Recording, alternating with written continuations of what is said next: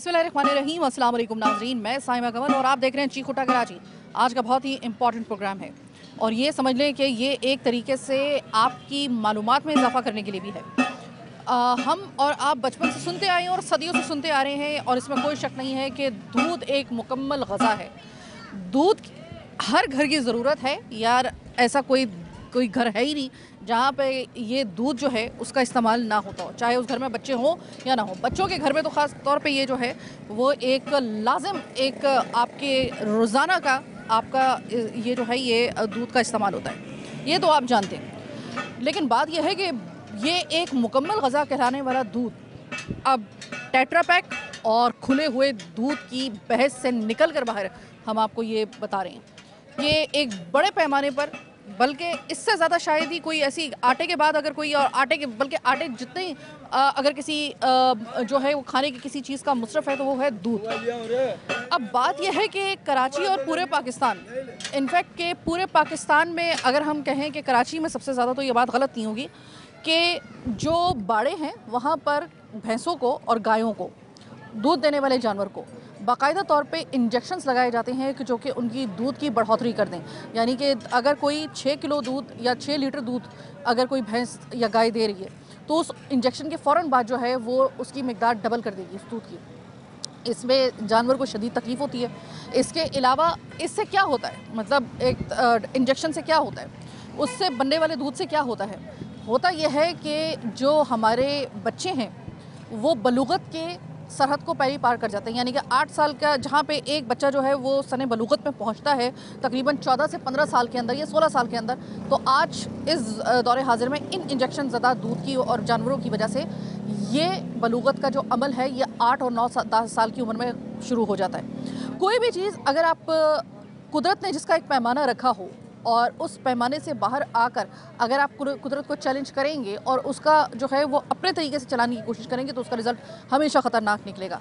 नित नई बीमारियां यहाँ पे जन्म ले रही हैं और सिर्फ इस दूध की वजह से, क्योंकि ये दूध जो कि इंजेक्शन ज़्यादा जो है वो मतलब यानी इंजेक्शन का इस्तेमाल करके, ऑक्सीटोसिन एक इंजेक्शन है जो कि बहुत जो है वो फ्रिक्वेंटली इस्तेमाल होता है, लेकिन इसके अलावा उसकी काफ़ी कॉपियाँ जो हैं वो लोकल सतह के ऊपर बनाई जा चुकी हैं।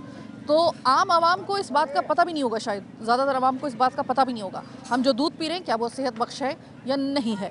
पूरे कराची में हम लोग इस वक्त जो है वो निकले हैं बाहर। हम लोग सबसे पहले तो आपको दिखाते हैं, अभी मेरे साथ मौजूद है आम आवाम और मैं रैंडमली इनके पास जाऊंगी, मैं ज़रा इनसे मालूम करूंगी कि क्या आप जो दूध इस्तेमाल कर रहे हैं उस दूध को आप समझते हैं कि वो वाकई वो सेहत बख्श है, या आप उस दूध को पीने के बावजूद आप मुख्तलिफ बीमारियों का शिकार हो रहे हैं। मेरे साथ रहिए। अच्छा, मुझे ये बताइए कि रोज़ाना की बुनियाद पे दिन में 2 मरतबा कितनी मतलब मिकदार में आप दूध लेते हैं? तकरीबन 3 दफ़ा लेते हैं। 3 दफ़ा लेते हैं, तो लगभग एक दिन के अंदर कितना दूध उठाते हैं आप? तकरीबन 10 से 12 मन होता है। 10 से 12 मन? लीटर नहीं, मन आप बात कर रहे हैं। अच्छा, यानी कि ठीक है, सही है। तो मुझे ये बताइएगा कि एक कंप्लेन आ रही है, मतलब आप लोगों से नहीं, मैं आप लोगों की सिर्फ एक व्यू जानना चाह रही हूँ। वहाँ पे तो हम प्रोग्राम करके हम वहीं पे जाएंगे जहाँ पे इसका मरकज़ है। कुछ दूध की तरफ से कोई आपको ये शिकायत मौसूल हुई है कि जो बाड़े हैं वहाँ से इंजेक्शन लगाकर दूध की बढ़ाया जा रहा है, तो उसकी कोई कंप्लेन वगैरह आपके पास आ रही है? नहीं, अभी तक तो कोई भी ऐसी नहीं आई और हमें पता भी मालूम भी नहीं होता कि दूध पीछे से आता है, इधर हम सेल करते हैं, जैसे आता है वो ठंडा करके सेल करते हैं। आप कुछ कहना चाहेंगे सर? आपसे नहीं, मैं तो कुछ ये कहना चाह रहा हूँ कि अभी तक कोई कंप्लेन इस किस्म की आई नहीं ना। एक दफ़ा बहुत पहले ऐसा हुआ था कि दूध में कोई मसला था, मसला ये था कि थोड़ा सा पतला आ रहा था, वो कंप्लेन हमने की थी। आज से वो भी कई 2 साल पहले की बता रहा हूँ आपको मैं। उसके बाद अभी तक कोई ऐसी कंप्लेन ही नहीं है। यानी कि अभी तक फिलहाल इस तरह की कोई कंप्लेन नहीं है। अच्छा, कुछ आपको वैसे इस चीज़ की कोई भनक है कि बाड़ों से जो आ रहा है तो उसमें वो गायों को कोई इंजेक्शन वगैरह लगाया जा रहा है? ये तो आपने बताया तो हमें पता चला है, हमें तो कोई इसके बारे में कुछ मालूमात ही नहीं है। मैं जो चीज़ आपको बताना चाह रही हूँ वो ये है कि रूट कॉज जो है ना वो ये नहीं है। ये अगर आप इनसे कहेंगे या इनसे पूछेंगे, इनको पता नहीं होगा, इसलिए क्योंकि ये खुद आपकी तरह बिल्कुल इल्म है इनका, यहाँ से वो चूँकि तरसील होती है। लेकिन जैसे कि अभी इन भाई साहब ने फरमाया, उन्होंने कहा कि अब से कुछ अरसे पहले तक जो दूध की तकरीबन 10-15 साल पहले जो क्वालिटी होती थी वो वाकई में अब वो नहीं है। इट्स मीन कि कुछ ना कुछ हुआ है ऐसा, जहाँ से दूध लाया जा रहा है वहाँ पे कुछ ना कुछ ऐसा हुआ है। हमने आज तक इस टॉपिक को कभी टच ही नहीं किया, हुकूमत ने इस टॉपिक को कभी इतना सीरियस लिया ही नहीं। अस्सलाम वालेकुम सर। वालेकुम अस्सलाम। सर यकीनन आपके घर में दूध का इस्तेमाल तो रोज़ाना की बुनियाद पे होता होगा और अरसे दराज से होता।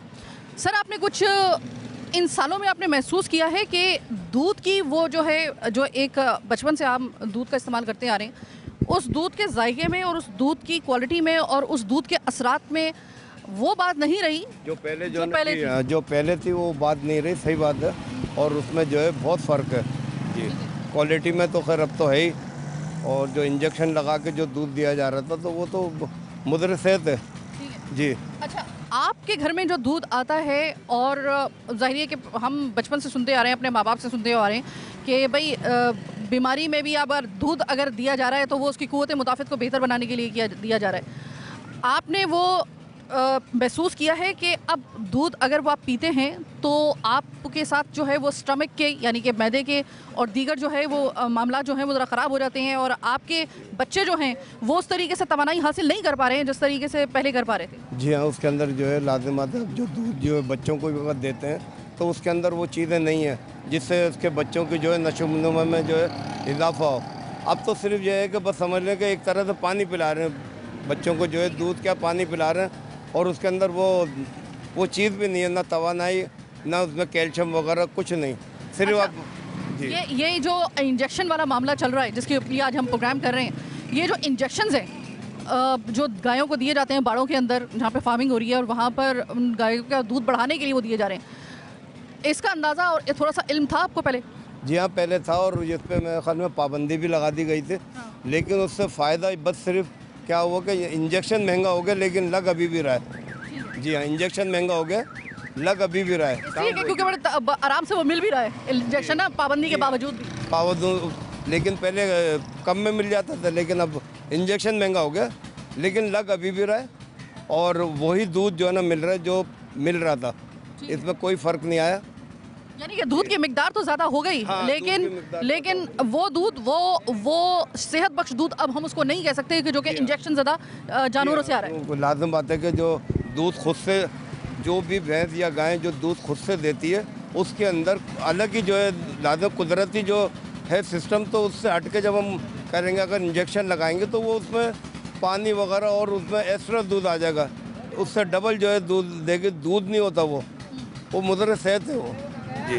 बहुत शुक्रिया। अस्सलाम वालेकुम सर, ये गायों को जहाँ से बाड़े से दूध आ रहा होता है या फिर फार्मिंग हो रही होती है जहाँ पर, वहाँ पर वो कुछ कंप्लेन आई है एक अरसे दराज से कि वहाँ पर वो एक इंजेक्शन के ज़रिए कुछ इंजेक्शन दिए जाते हैं उनको, जिसके ज़रिए वो दूध तो ज़्यादा दे देती हैं, और लेकिन वो दूध की क्वालिटी आपको लगता है कि आपके लिए सही होगी? इंजेक्शन वाला तो टाइम बहुत पुराना हो गया, अब तो टोटल केमिकल वाला दूध बिक रहा है। अच्छा, इस इलाके में 90% जो है वो केमिकल वाला दूध बिक रहा है, और कोई चेक बैलेंस नहीं है। जितने गवर्नमेंट के ऑफिसर हैं वो सिर्फ आते हैं, खर्चा पानी दे दो या 1000-2000 रुपये का चालान कर दो, बस। कोई लेबॉर्ट्री चेक नहीं होता। अब जब भी किसी भी लेबॉर्ट्री का मैं चैलेंज देता हूँ, किसी का भी चेक करो, टोटल केमिकल वाला दूध बिक रहा है। ठीक है। और आप दूध की क्वालिटी से मुतमईन नहीं है? बिल्कुल नहीं है, बिल्कुल सवाल ही पैदा नहीं होता कि किसी एक दुकान का तो नहीं कह सकते, वरना टोटल केमिकल वाला दूध बिक रहा है, जिससे बच्चे जो है आज देखो आप कितनी बीमारियां बढ़ी हुई हैं, किस वजह से बढ़ी हुई हैं। तो ये टोटल केमिकल वाला मिला हुआ दूध जो है बिक रहा है, कोई चेक बैलेंस है नहीं, ना कोई गवर्नमेंट अफसर पूछता है ना कुछ। और आप पीने पर मजबूर हैं? बिल्कुल, आवाम मजबूर है, आवाम क्या करेगी। अस्सलाम वालेकुम सर। सर आपकी माशाल्लाह एज जितनी है, आपने यकीनन पूरी ज़िंदगी आपके घर में दूध का इस्तेमाल होता होगा। सर वो जो दूध जो आप बचपन में पीते थे, खालिस दूध जो होता था बग़ैर इंजेक्शन के जानवर के से जो निकाला जाता था और वो पिया जाता था, उस दूध में और अब जो दूध है जिसके बारे में ये कहा जाता है कि वो इंजेक्शन लगाकर बाड़ों में जो है वो गायों से दूध निकाला जा रहा है उसकी मिकदार डबल करने के लिए, आपने उसमें फ़र्क महसूस किया? बहुत फ़र्क है। दूध तो इतना ख़राब दिया जा रहा है कि पीने के लायक ही नहीं है दूध। और पहले का दूध जो पहले टाइम में दूध दिया करते उसका टेस्ट अलग होता था, उसका मज़ा अलग होता था। और उसकी तवानाई और जायका हर चीज़ यानी अच्छा होता था। अब तो सारा पानी मिला रहे। अच्छा, ये बताएं कि आपने कुछ अरसे से महसूस किया है, कोई तकरीबन 15 साल 20 साल से आप लगा लें, कि वो बच्चे जिनको 16 साल की उम्र में जवान होना चाहिए था, अब वो जो है वो 8 साल की उम्र में जो है वो 8-9 साल की उम्र में जो है वो सनूए बलूगत में पहुंच रहे हैं। हाँ बिल्कुल, देखो खुराक में और फिर ये दूध में वो जायका नहीं है और वो ताकत ही नहीं है, तो बच्चे तो कहाँ से पनपेंगे, कहाँ से जवान होंगे। नहीं, यानी कि बच्चे जो हैं वो वक्त से पहले कहा जा रहा है कि इंजेक्शन की वजह से जो जवान हो रहे हैं। और बिल्कुल वक्त से पहले जब 12 साल की उम्र में देख लें, 12 साल क्या 8-9 साल की उम्र में देख लें बच्चे। हाँ, और इसी तरीके से जो इतनी उम्र नहीं होती जितनी जल्दी बुढ़ापा आ रहा है, तो बुढ़ापा बिल्कुल आप बुढ़ापा महसूस कर रहे हैं, ये चीज़ नोट कर रहे हैं। 40 साल में बच्चे बूढ़े हो रहे हैं, 30 साल में 35 साल में बाल सफ़ेद हो रहे हैं बच्चों के हैं, और ये जिस्मानी देखने ताकत उनके अंदर है ही नहीं। इस ब्रेक के बाद जब हम आपके सामने पेश होंगे अपने प्रोग्राम के अगले हिस्से में, तो डॉक्टर कांता हमारे साथ मौजूद होंगी। डॉक्टर कांता इस हवाले से हमें बताएंगी कि ऐसा दूध पीने से हमारे और ख़ास तौर पे बच्चों के ऊपर और बूढ़ों के ऊपर, उनकी सेहत के ऊपर क्या मुज़र असरात मुरतब हो रहे हैं, जो होते ही चले जा रहे हैं और हमें पता भी नहीं है। वो जानेंगे आप प्रोग्राम के अगले हिस्से में, मेरे साथ रहिएगा।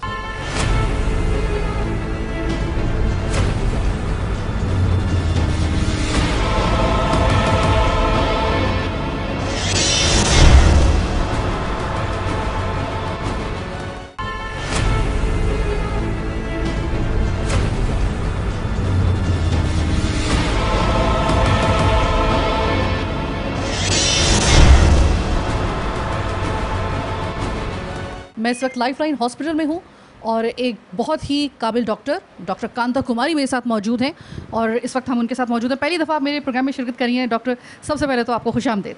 Thank you so much. अस्सलाम वालेकुम। अच्छा डॉक्टर, एक बड़ा हसास मौजू मैं आपके पास लेकर आई हूँ, वो ये कि हम दूध को एक मुकम्मल ग़ज़ा कहते हैं, शुरू से कहते हैं, हमारे आबा अजदाद भी कहते थे, और हमने जहाँ तक पढ़ा हुआ है और जितना हमें पता है, दूध एक मुकम्मल ग़ज़ा कहलाई जाती है, लेकिन जो खालिस दूध हो। अब बात यह है कि अब जो फार्मिंग हो रही है उसमें दूध देने वाले जानवरों, गाय और भैंसों को इंजेक्शन लगाया जा रहा है, जिसके ज़रिए उनका दूध तो बढ़ जाता है। क्या वो दूध जो कि इंजेक्शन के ज़रिए एक मसनूई तरीके से बनाया जा रहा है, तो क्या वो दूध वाकई में काबिल एतमाद है या सेहत बख्श है, या उसके मुज़र असरात जो हैं वो सेहत के ऊपर पड़ सकते हैं? नहीं, देखें, जो इंजेक्शंस लगाए जा रहे हैं उसे हम ऑक्सीटोसिन कहते हैं। हाँ। ऑक्सीटोसिन इंसान के दिमाग में बनता है, ठीक है। दिमाग में बनता है, एंटीरियर पिट्यूटरी में बनता है ऑक्सीटोसिन। वो क्या करता है, मेन चीज़ क्या होता है, प्रोडक्शन करता है।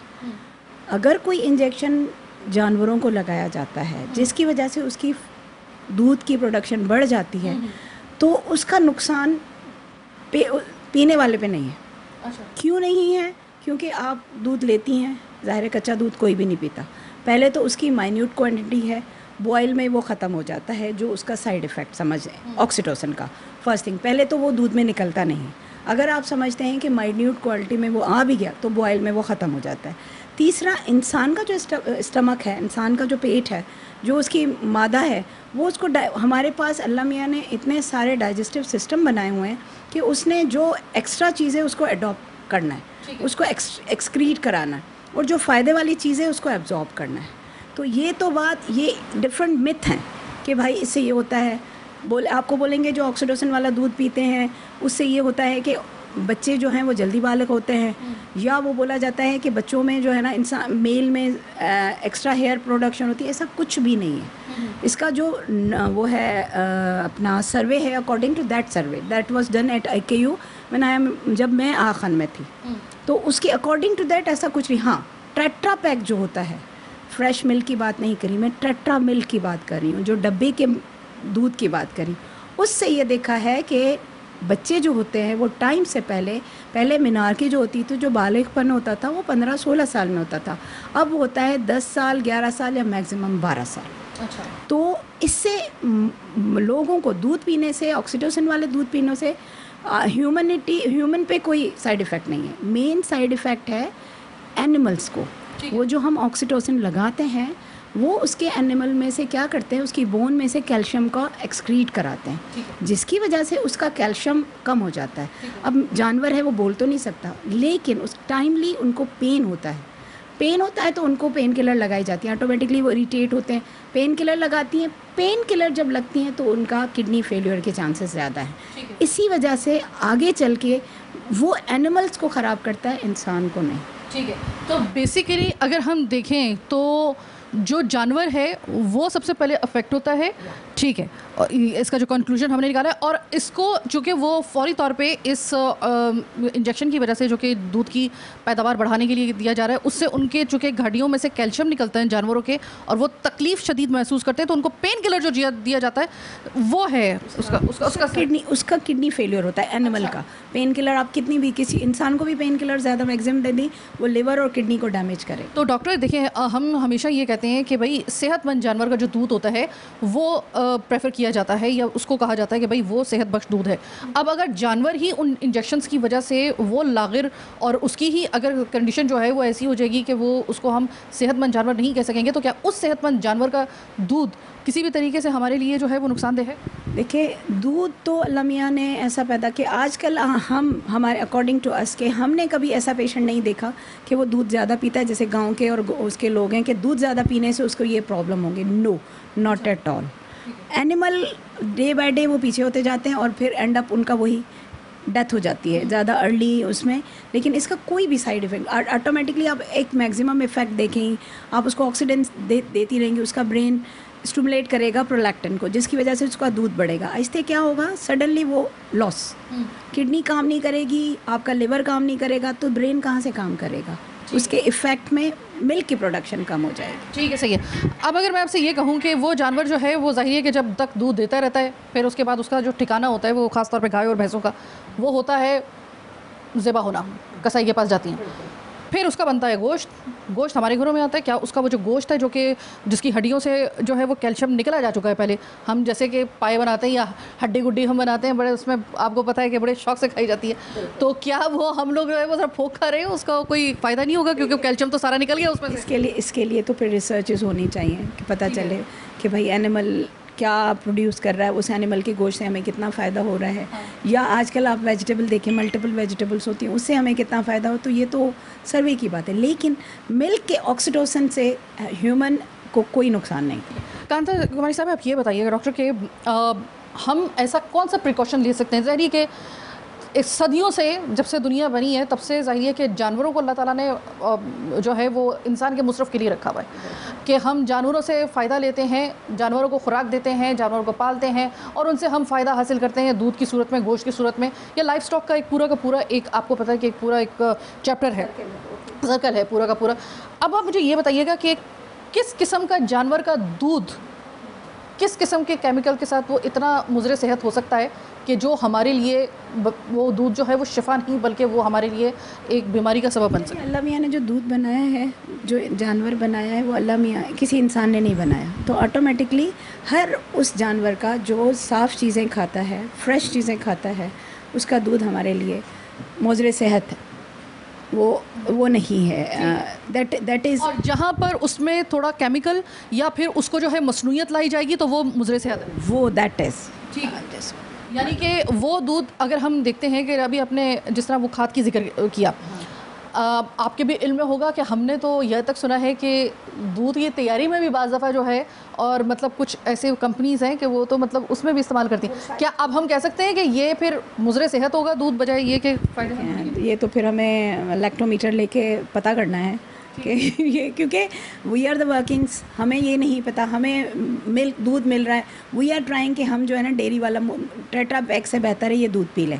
अब वो कितना है पीछे वो उसमें बाकी, यानी कि हम अभी आपका लुबे लुबाब जो हमने निकाला है वो ये कि अभी इस ज़मीन में बहुत सारी रिसर्च होना बाकी है और रिसर्च जितनी ज़्यादा होगी तो उसके बाद ही दरीचे खुलेंगे, मज़ीद इसके ऊपर जो है वो बात की जा सकती है। बिल्कुल मतलब यानी कि अभी फ़िल वक्त के लिए अगर हम आपसे पूछें तो दूध आप जिस तरह कह रही हैं कि जो कुदरती ग़िज़ा के ऊपर और एक खालिस्तन जो अल्लाह ताला ने निज़ाम बनाया हुआ है उसके तहत जो दूध निकलेगा वो इंतहाई सेहत बख्श होगा, और केमिकल ज़्यादा इसमें अगर थोड़ी सी भी छिड़खानी की गई और इसको केमिकल डाला गया या केमिकल का इस्तेमाल किया गया दूध के अंदर तो फिर not good for us, not good for human life. Okay, thank you so very much doctor Kanta Kumari, आपका बहुत मैंने वक्त लिया है और मैं देख रही थी आपके बहुत सारे मरीज़ आप देख रही थी उस वक्त। Thank you so very much.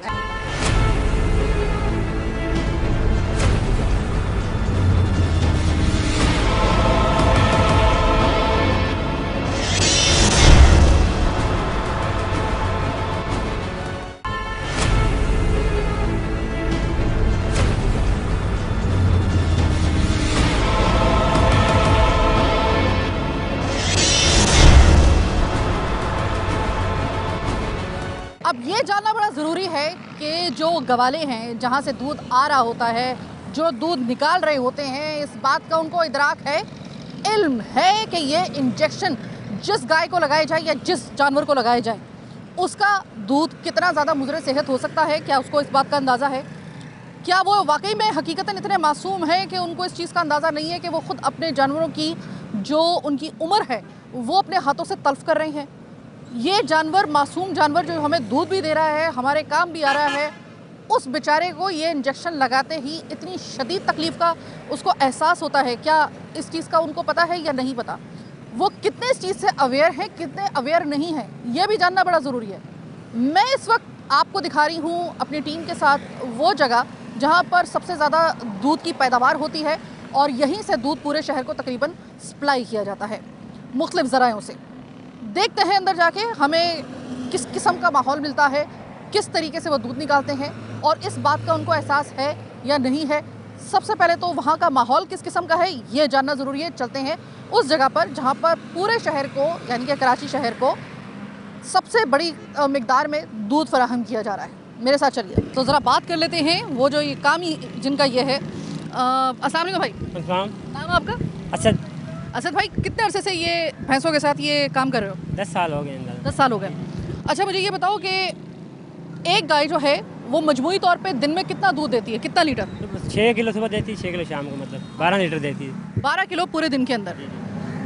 वैसे ये गाय की मिकदार जो दूध देने की है वो है ही इतनी या इसको बढ़ाया जा रहा है? ज़्यादा भी हो सकती है, 20 किलो देती है दिन का, कोई 6 किलो देती है। अच्छा, ये 6 किलो से सीधे 20 किलो जब दूध देती है तो ऐसा क्या होता है कि वो 20 किलो आती है 20 किलो देती है, आहिस्ता आहिस्ता पीछे जाती है, जब जो वक्त गुजरता जाता है फिर कम हो जाती है दूध पे। ये बताओ कि तुम कह रहे हो कि 6 किलो सुबह शाम यानी कि 12 किलो रोजाना, ठीक है सही, और 20 किलो जो है वो ज़्यादा से ज़्यादा दिया जा सकता है जब वो नहीं आती है।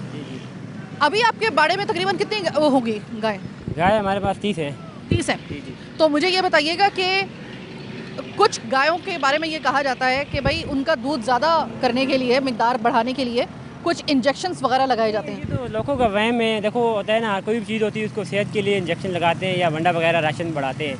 ये लोगों को फजूल बातें हैं कि इंजेक्शन लगाते हैं, वो नहीं होता, ये फजूल बातें। राशन भी नहीं होता है, ये टीके से दूध भैंस देती है ना, वही है और कुछ नहीं है। बीमारी नहीं है, जो बीमार होते हैं बढ़ाया जाता है, मतलब वंडा उनका जो होता है ना मिकदार वो बढ़ाई जाती है।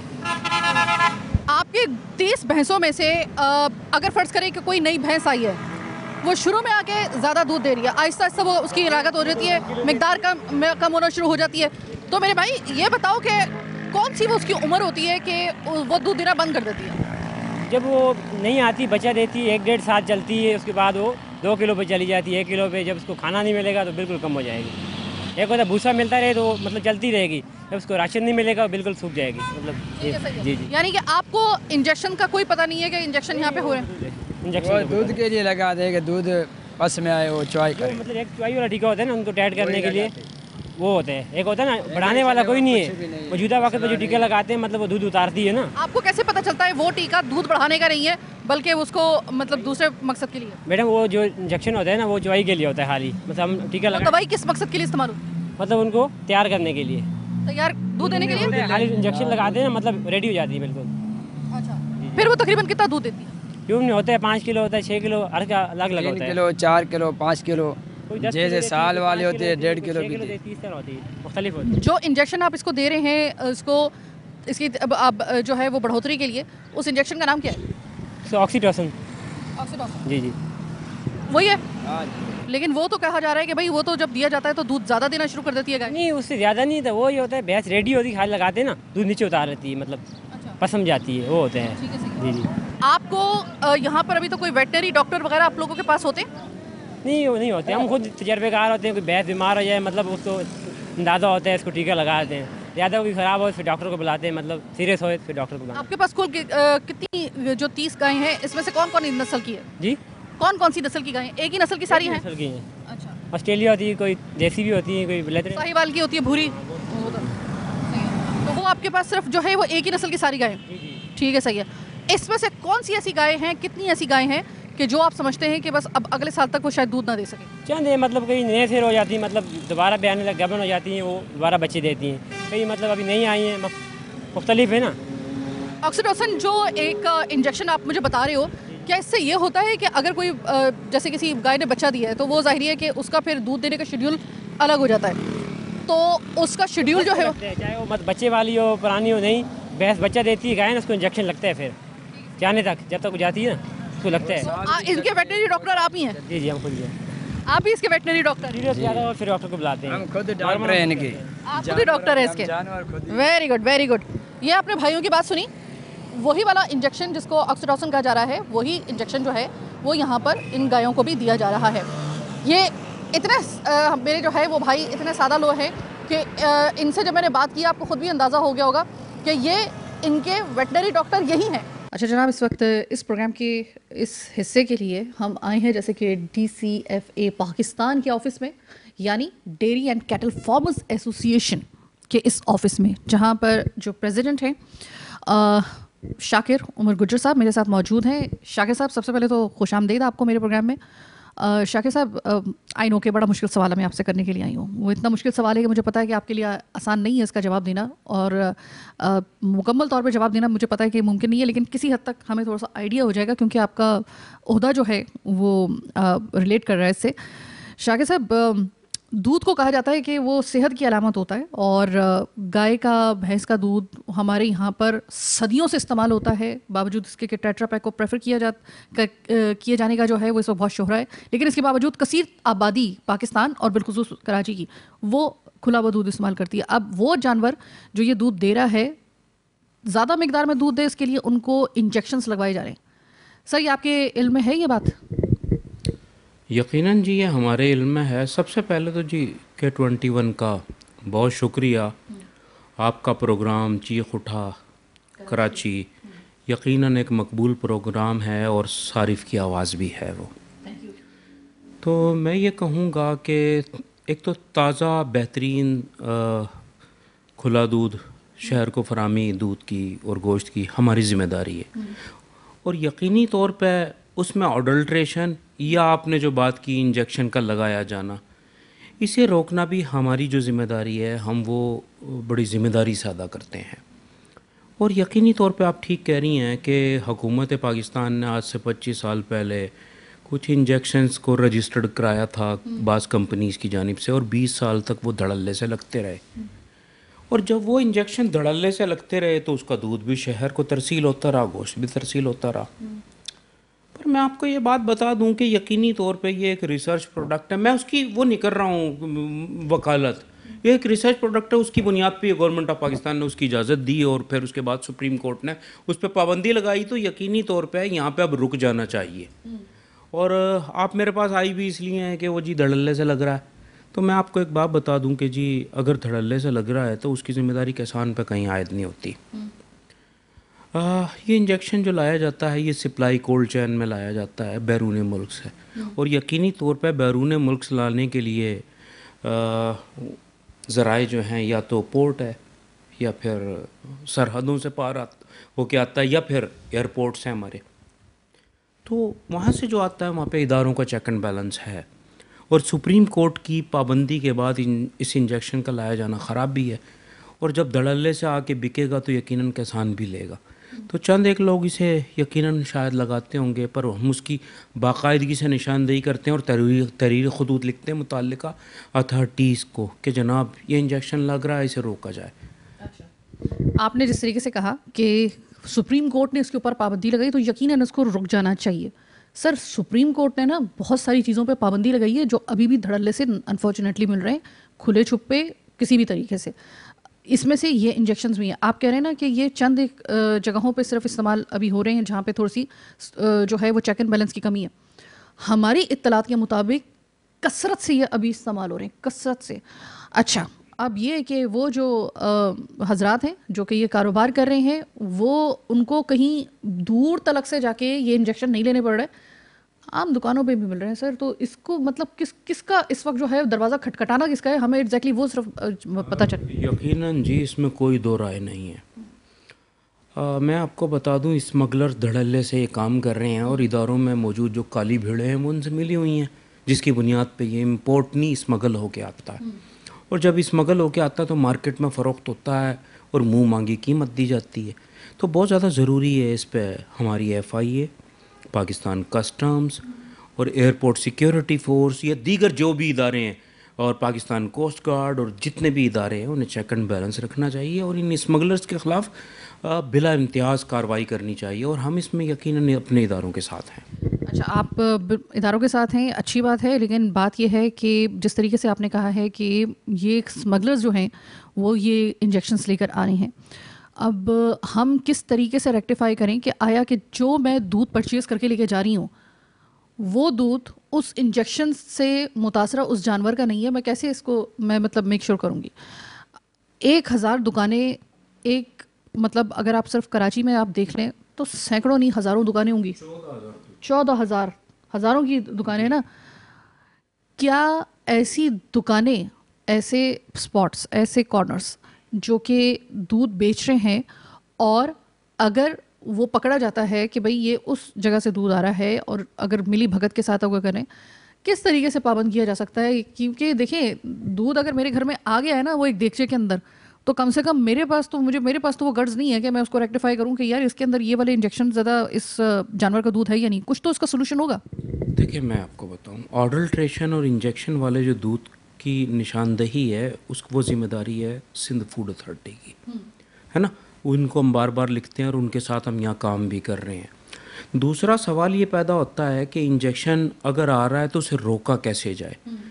तो हम अपनी जो ये जिम्मेदारी है बारहा अदा कर चुके हैं और यकीनी तौर पर हम कोई अथॉरिटी तो है नहीं जो हम उसे रोक सकें। हम निशानदेही कर सकते हैं, वो गवर्नमेंट का काम है, उसे कैसे रोकती है। तो ये FIA का डोमेन है और पाकिस्तान कस्टम इंटेलिजेंस का डोमेन है। तो यकीनी तौर पर जब ये आ रहा है एयरपोर्ट से या कराची पोर्ट से बहरी जहाज़ों के थ्रू, तो सप्लाई कोल्ड चेन में आ रहा है, क्योंकि ये इंजेक्शन ख़राब हो जाता है अगर इसे ठंडक, मतलूबा ठंडक ना मिले तो, क्योंकि इसका बैक्टीरिया मर जाता है, जो मैंने टेक्निकल लोगों से बात सुनी।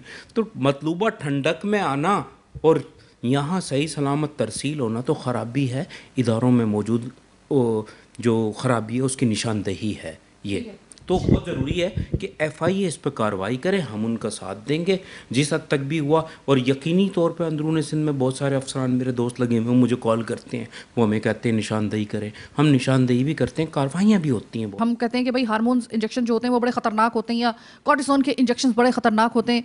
तो इसी तरीके से अगर इन जानवरों का दूध पिया जाता है तो वो बच्चे सने बलूगत में वक्त से पहले पहुंच जाते हैं। यानी कि 8 साल की उम्र में, जिस उम्र में एक बच्चे को 13 से 14 साल में उसकी बलूगत का सफ़र होना चाहिए, वो 8 साल की उम्र में हो। वो बुजुर्ग कबलस वक्त बूढ़े हो रहे हैं। आपने देखा होगा कि हमारे यहाँ पर अब जो हम अक्सर व बेशतर हम आपस में भी बात करते हैं और देखते हैं, एक्सपीरियंस करते हैं, अरे ये हमें कोई 3 साल पहले ये बंदा मिला तो अच्छा खासा जवान था, अब तो देखो इसके बाल सारे सफ़ेद हो गए, ये तो बिल्कुल बूढ़ा लगना शुरू हो गया। हम वक्त से पहले बुढ़ापे की तरफ भी आ रहे हैं। ये इतना संगीन मामला है। मैं हुकूमत से दस्त बदस्ता ये दरख्वास्त करूँगी कि जहाँ पे आपने मुख्तलिफ फ़ैसले बड़े सख्ती के साथ आपने उनको पाबंद करने के लिए आपने अपनी दकीका फ़रोग़ गुज़ारिश नहीं छोड़ी, खुदा के लिए इस मामले को भी सीरियस लें, इसकी तरसील रोकें, किसी भी तरीके से इसकी मॉनिटरिंग करें, लेकिन ये बंद होना चाहिए। वरना याद रखिएगा कि आपकी अगली नस्ल जो है वो, आप ये सोच लीजिए कि वो हेल्दी नहीं रहेगी। आपकी हेल्थ पे डिपेंड करता है आपका पूरा पाकिस्तान। अगर खुदा ना खास्ता अगर वो कॉम्प्रोमाइज़ हो गया तो आप पाकिस्तान की फिर आगे उसकी तरक्की के जो है वो ख्वाब शायद खामखी फिर देखेंगे, याद रखिएगा। खैर, इस प्रोग्राम के इस सेगमेंट से मैं आपसे चाहती हूँ इजाज़त।